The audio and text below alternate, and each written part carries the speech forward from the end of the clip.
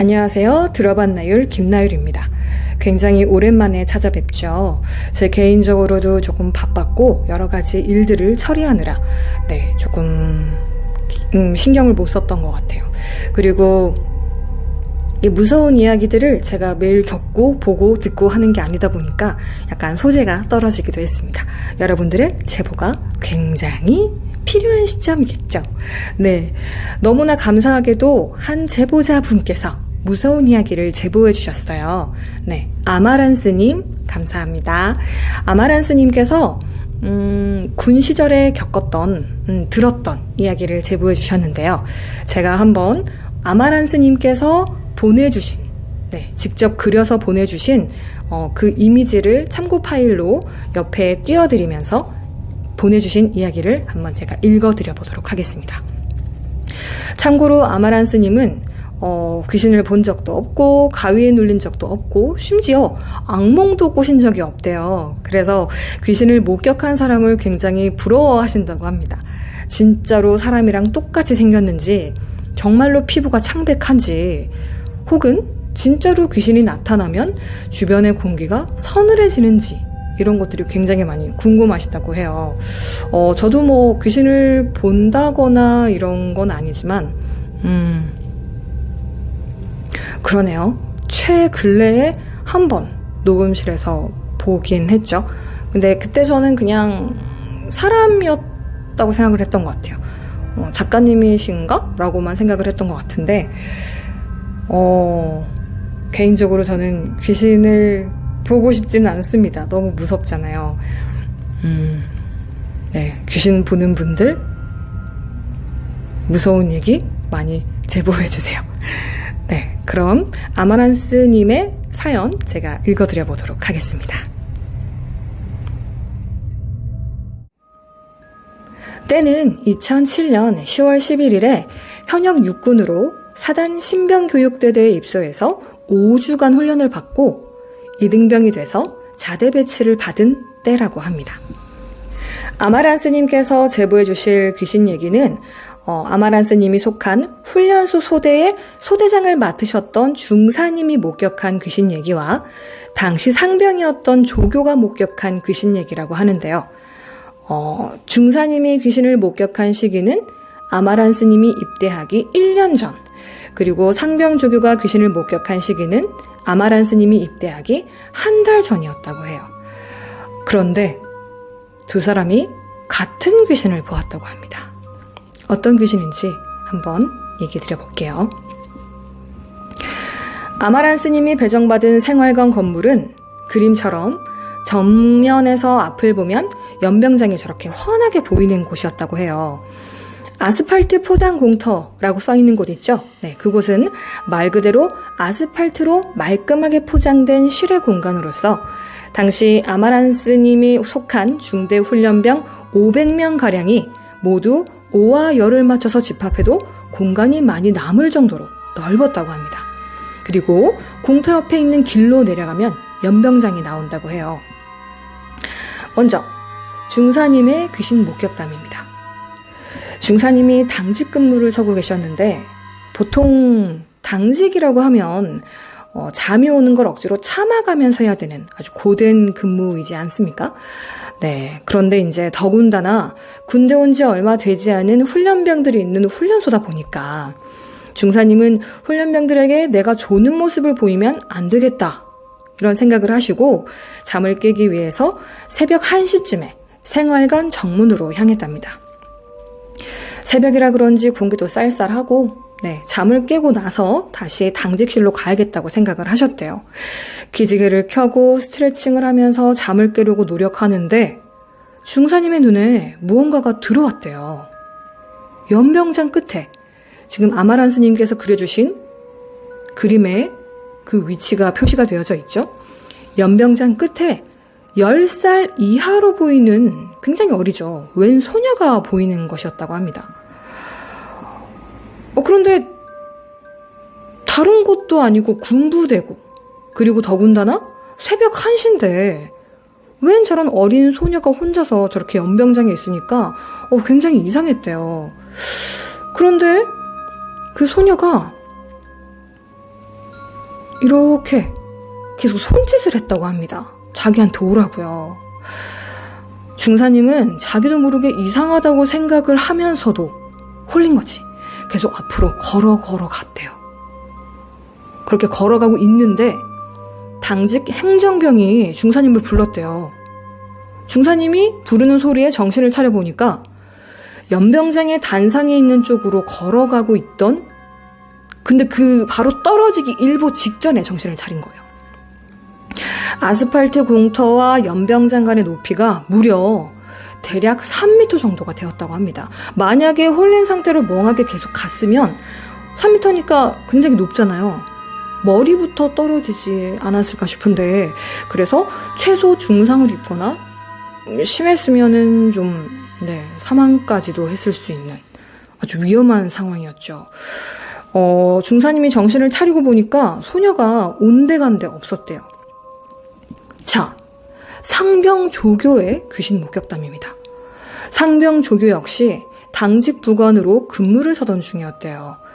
밤 12시가 넘은 시각이었는데 앞선 얘기에 그 중사님과 마찬가지로 잠을 깨려고 생활관 건물 밖으로 나갔고, 생활관 앞에 공터에서 운동장 트랙을 돌듯이 빙글빙글 이렇게 동글동글 걸었답니다.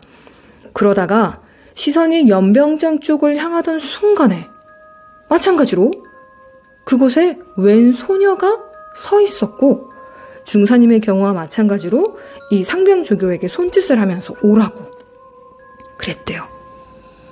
그런데 이때는 상병조교가 혼자 있었나 봐요.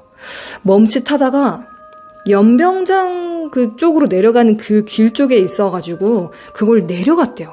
내려가서 연병장 쪽을 계속 가는데 그 소녀가 오라고 하는 걸 보면서 계속 갔는데 연병장 둘레에 쳐놓은 철책에 얼굴을 부딪히고는 그제서야 정신을 차리셨다고 합니다. 마찬가지로 정신을 차리고 보니까 소녀가 온데간데 없었대요. 그런데 이 중사분과는 다르게 이 조교가 기억하는 게 한 가지 더 있었는데, 그게 뭐냐면 그 소녀의 모습이었어요. 그 소녀에게는 발이 없었다고 합니다. 단발머리에 원피스를 입은 소녀였는데 발목까지는 있는데 발이 딱 없었대요. 네, 우리가 흔히 하는 그 귀신의 모습이죠. 발이 없는 채로 공중에 떠가지고 중사님과 조교를 홀렸던 거죠. 나중에 그 상병조교의 동기가 총검술 훈련 중에 쉬는 시간에 어떤 한 무덤에 대해서 이야기를 했다고 합니다. 야외 훈련장으로 향하는 길목에 그 훈련장으로 향하는 출입문이 있는데 그 출입문 옆에 소녀와 소녀의 어머니가 같이 묻힌 무덤이 있었다고 해요. 이 말을 듣고는 아마 그 무덤에 묻힌 소녀가 아닐까, 그 귀신이 그렇게 생각을 하셨다고 하는데, 과연 그 소녀가 어떤 연유로 계속 그곳에 나타나고 군인들을 이렇게 홀리고 위험에 빠뜨리고 하는지는 잘 모르겠어요. 그때가 2007년이라고 하니까 15년 전 일이네요. 부디 지금은 그 소녀의 영가가 평안을 찾았기를, 그래서 좋은 곳으로 갔기를 기대해 봅니다.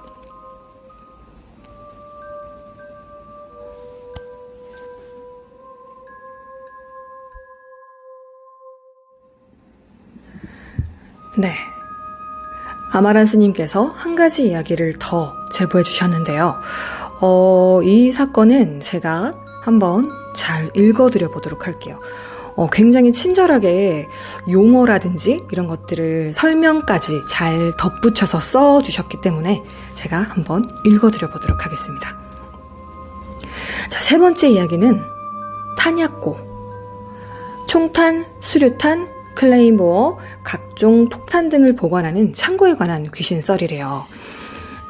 이 이야기는 아마란 스님께서 자대 배치를 받은 당시 이등병이었고 업무를 인수인계해주던 병장이 해준 얘기라고 합니다. 자, 여기서 잠시 군대 용어에 대해서 설명을 해주셨는데 보통 근무라는 단어는 사회에서의 의미와 군대에서의 의미가 다르다고 합니다.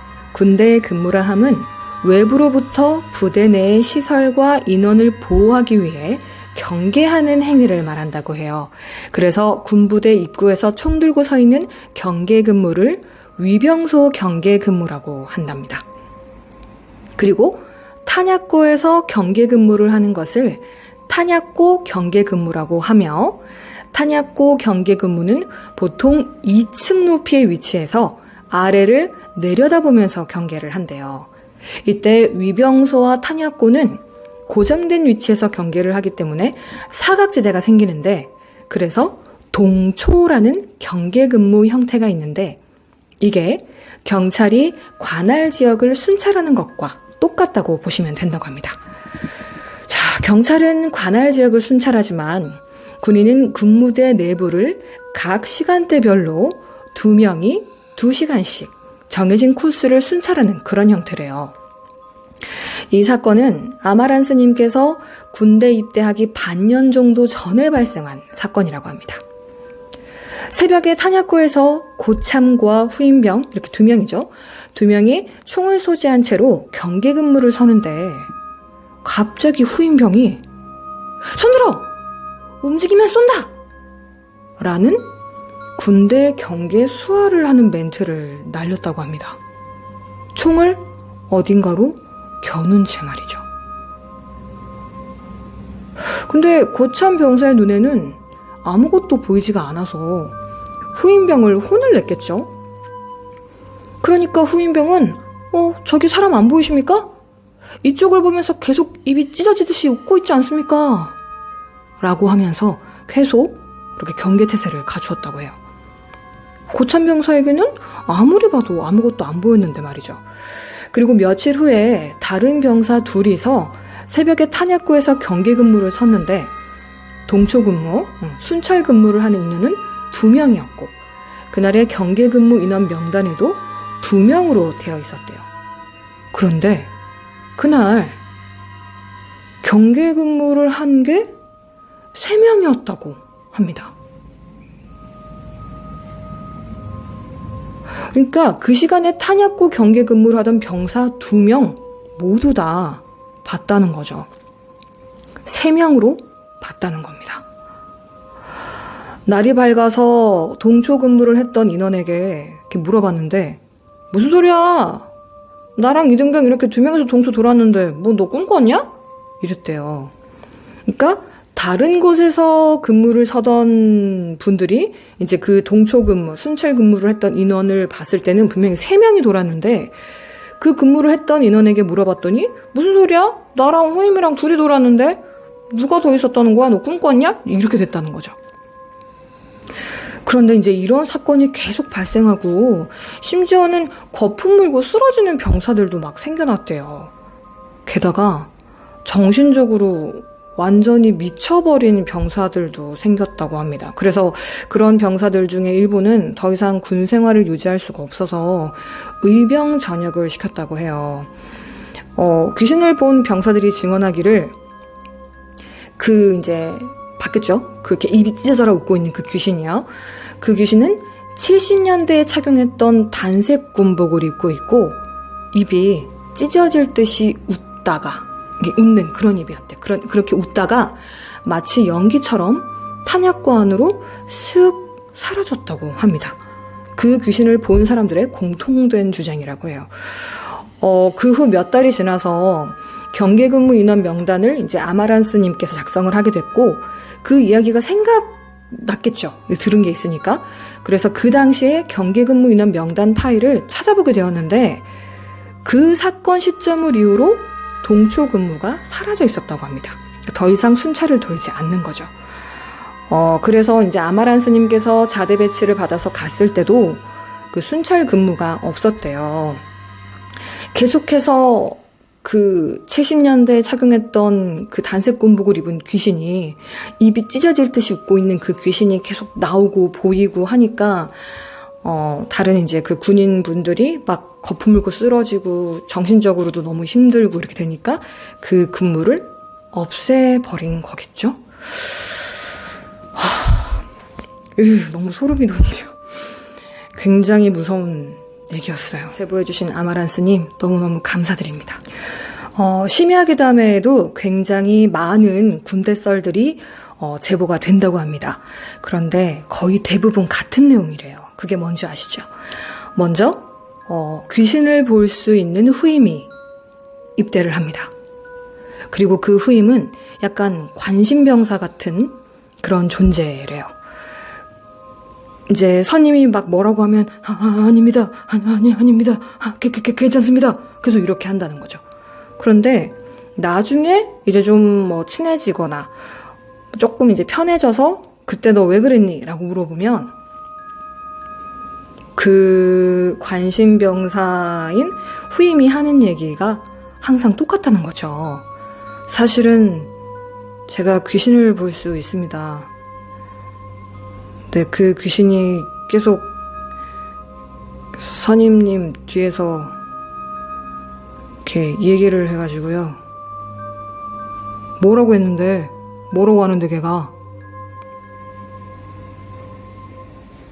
이 새끼 죽여줄까?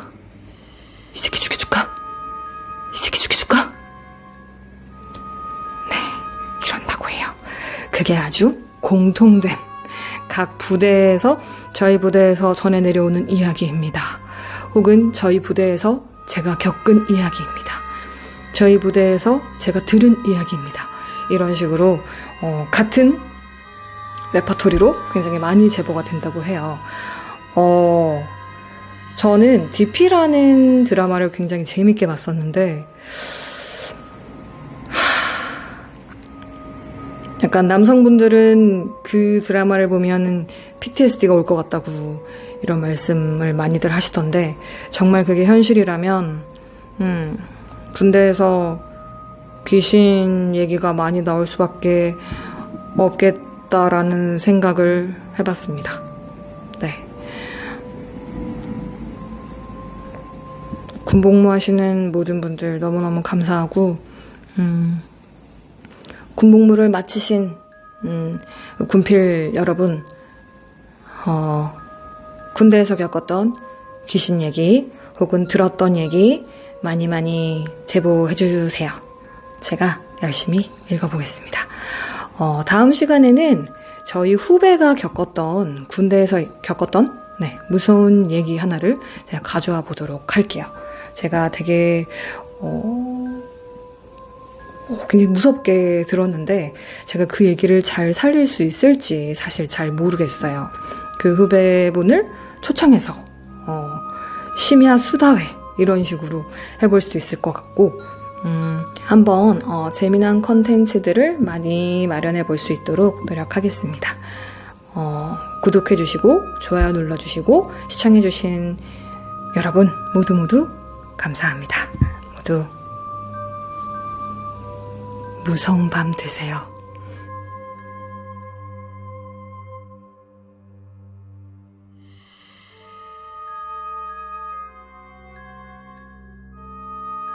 한번 또 재미난 컨텐츠들을